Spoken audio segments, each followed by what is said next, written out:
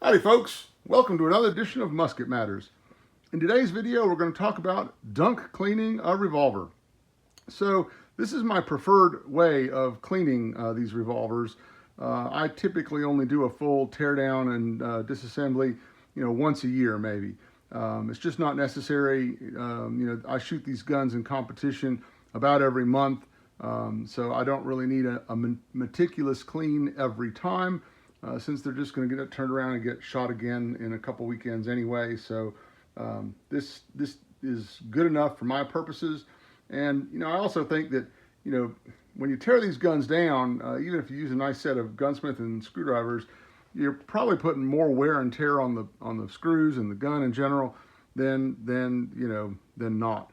So this is my preferred way of doing it, and it's another reason that the Remington is a nice revolver in that regard, as opposed to say a Colt style revolver, because really two screws and you're in business for dunk cleaning, whereas with a Colt you've got to take out 3 screws to remove the backstrap, and then a couple more screws to take the trigger guard off, and it's a lot more involved production. So the Remington, it's easy to load, and it's also easier to clean in this regard. So to get started, I'm going to remove the cylinder, of course. You're going to want a good set of gunsmithing screwdrivers. I've been pleased with these from the Chapman Manufacturing Company. They seem to work out really well. Gunsmithing screwdrivers are different from traditional screwdrivers in that if you look at the profile of the blade, straight on, you'll see that they're hollow ground. It's not wedge shaped, and wedge shaped blades tend to like to walk out of the slot in a screw, whereas these are flatter on the blade, on the business end of the blade, and so they tend not to do that. So what you're going to want to find is a screw that is a good fit. That's a good fit.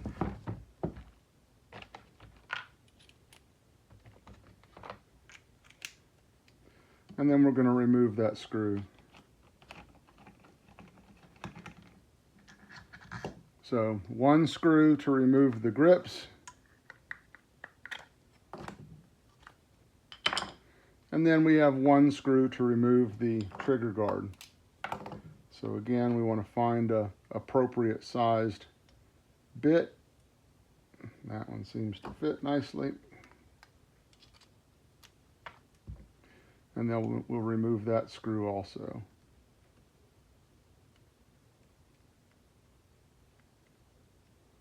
All right, so we've got our 2 screws. Trigger guard comes off, and that's it. So 2 screws, and the gun is apart and ready for dunk cleaning. And we're not going to, of course, dunk clean the grips. You don't want to get the wood in the water, so we're just going to set those aside. But everything else can go in the sink.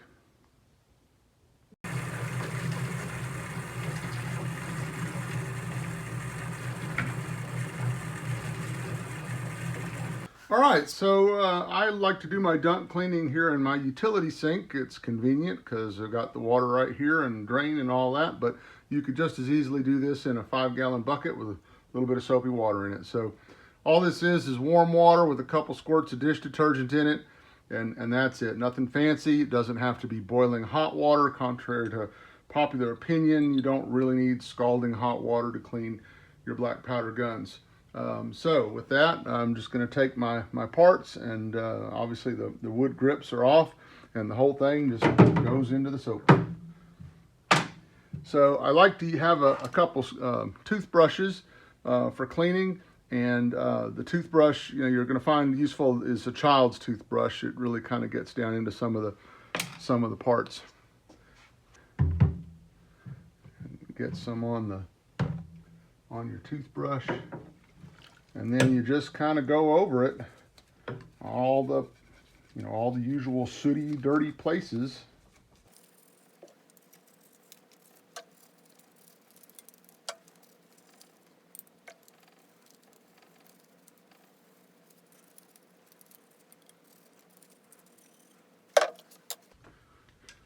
You're also going to want to have some gun cleaning rods for a pistol, a patch, and a jag, and a wire brush.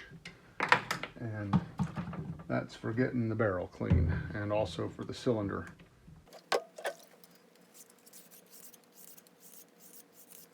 And we like to go all the way back and forth so that the bristles start with a fresh direction on each stroke. I don't like to stop it midway down the barrel and bend the bristles back on themselves. So that's pretty much it for the revolver itself. You can also, if you want to get that action sloshed out a little bit, just put it in here and slosh it really good. Work that water back and forth in the hammer area and in the trigger area.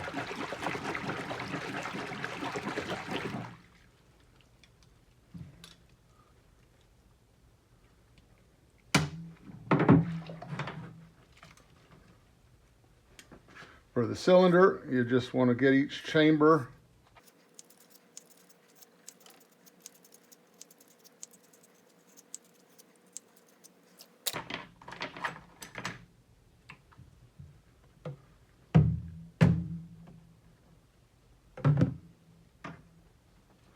scrub. You want to really scrub around the nipples. I typically don't remove the nipples. Again, I do that about once a year. And every time I put them in, I put them in with anti-seize. And so, you know, I've never had a problem, you know, with them not wanting to come out.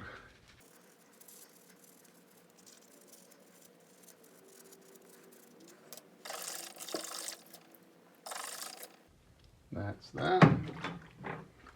And then the trigger guard will give it some scrubbing also.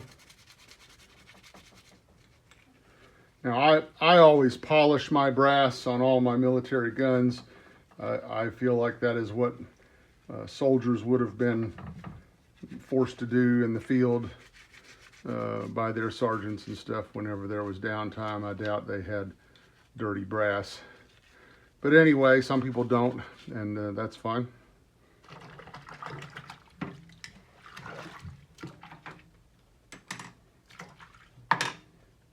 Okay, now we'll take a jag and we'll run that down the barrel.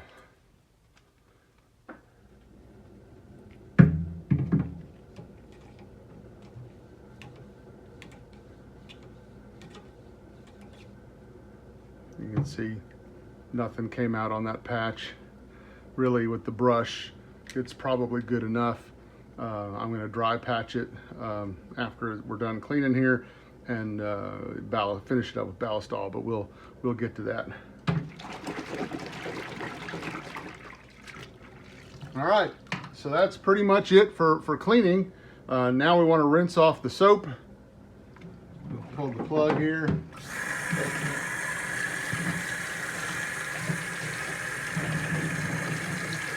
And I like to make sure that I blast water down into the action.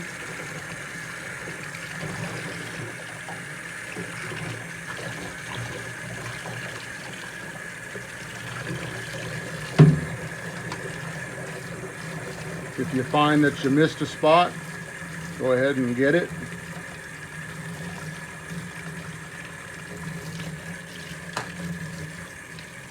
Rinse out the barrel. And that's that. Same thing for the cylinder. Get it rinsed out.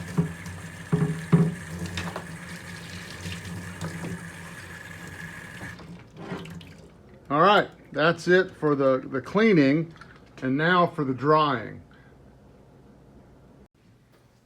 All right, so after the revolver has been cleaned up, then we want to dry it, and so I will just kind of get the bulk of the moisture off of it with a shop towel.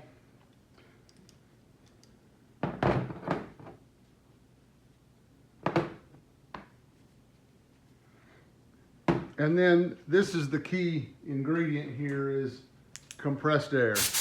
So if you don't have an air compressor, you know, this may not be the method of cleaning for you. You can buy compressed air cans, cans of compressed air at the office supply place for, blowing out keyboards and such. That might work. I imagine you're going to go through cans of air pretty quick, but honestly, an air compressor is probably the most important tool in my workshop. It's handy for so many things, and we're going to use it just to blast any traces of water out of all the nooks and crannies of the revolver. So.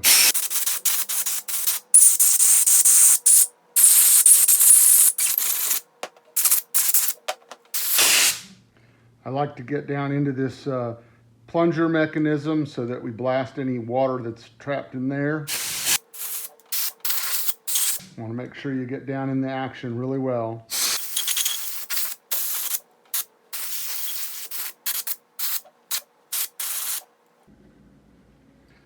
Okay, so now we've cleaned and dried the revolver, and now we're gonna do a once over with my favorite black powder cleaning solution, Ballistol. I use this stuff as both an oil and as a cleaner, and I think it's great stuff, great product, highly recommend it, and great folks too. I'm going to run a patch down the barrel to make sure that that's nice and dry.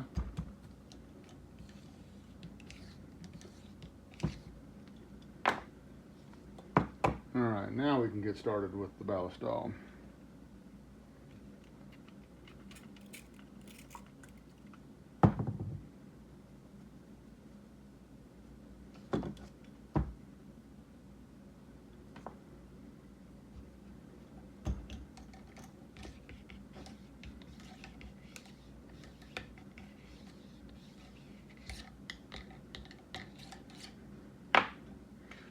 You'll notice comes out a little brown, and that's flash rust. And I find that if you use really hot water, you get even more flash rust.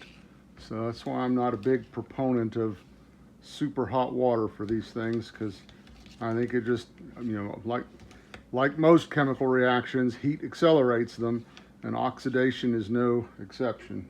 All right, now we'll just rub it down, use the same patch.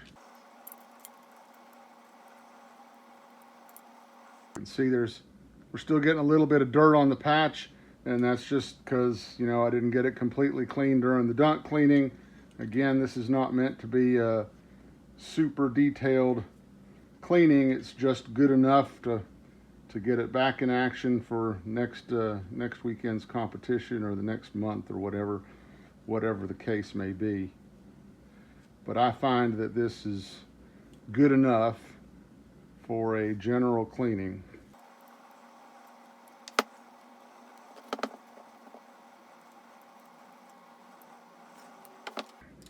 So after I've rubbed down the frame, I also want to get some oil in that action. So this has all been cleaned and dried. So I'll take a aerosol oil. This is just what I happen to have laying around. I think pretty much any oil will do. This is really a break-free product, but it's also a light oil, and it'll do the trick. It also doesn't gum up the works, being a very light oil.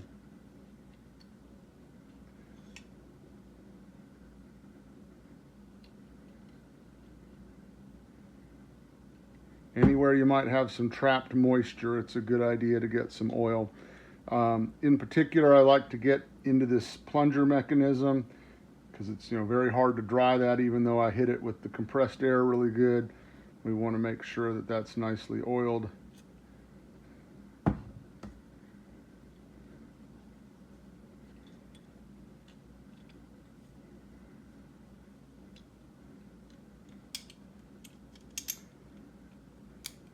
And that's it for the frame. So next we want to clean and oil the revolver. You can see down in the revolver chambers there, we've got some flash rust going on. That's just part and parcel of this kind of cleaning.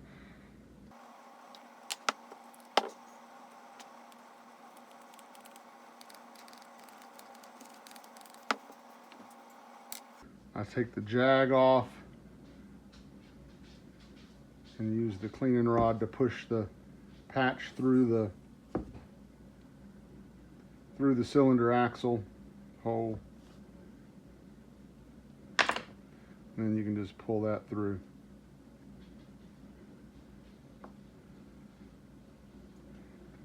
I'll put a shot in the cavity around each nipple. And then I like to use a pipe or a Q-tip to clean around them. So I'll take a Q-tip, get some ballistol on there, and I'll go around the nipple cavity here.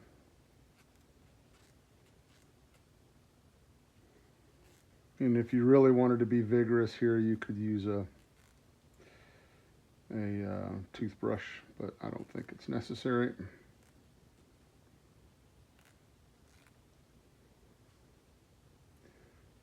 Get the notches.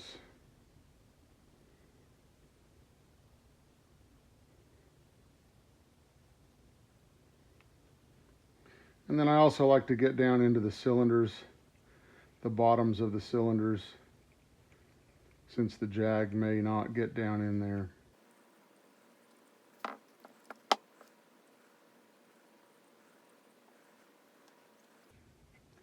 And that's it for the cylinder.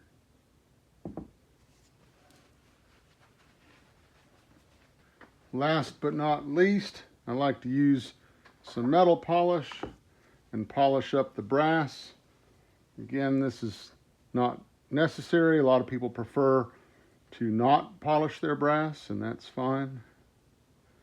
And it doesn't really matter what metal polish you use, whether you want to use Brasso or whatever it is that your polish of choice.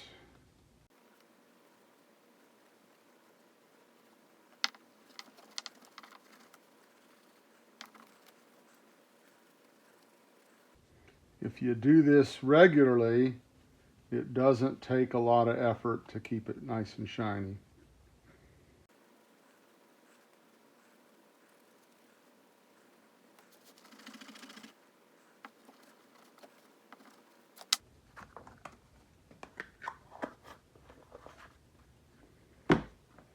The screws, I just give them a squeeze in the ballistol. They tend not to really be dirty, so I generally don't even throw the screws in the sink.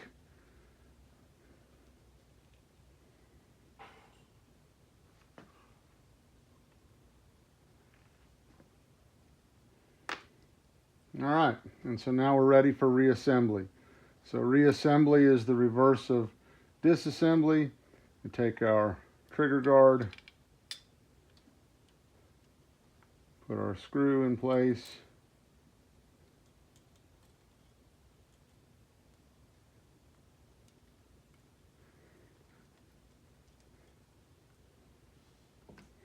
same bit we had before. Here's a trick. I always like to thread them backwards until I hear the thread click, and then you know you're good to go for installing. If you run the screw backwards until it trips over the first thread, you'll hear a little click and feel it, and then you'll know to go forwards and you won't cross strip. So nice and snug. Now we're going to put our grips back on.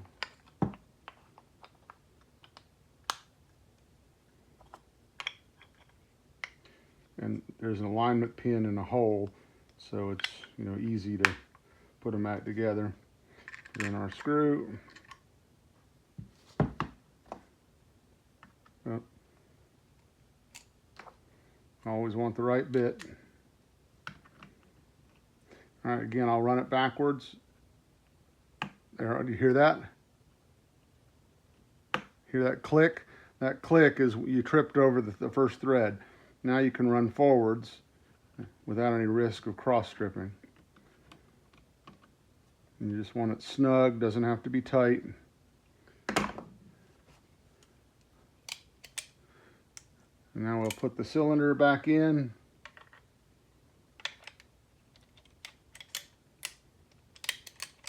Check the function, and that's it. So that's a dunk clean, and it's very quick. This is going to be an elapsed video, so it's going to be faster. But it only took me about 15 minutes here to clean it up, and this is plenty good enough for my purposes.